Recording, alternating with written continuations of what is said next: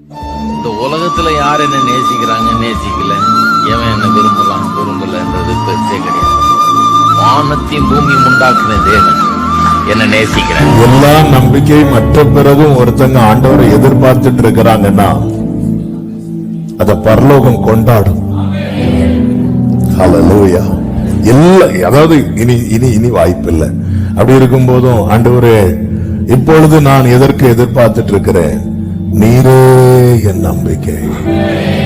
ஹல்லேலூயா. இங்க எல்லா வாசலும் அடைக்கப்படும் போது ஆண்டவர் சொல்வார், உன்னை நான் அங்க சூப்பரா வச்சிருக்கேன்.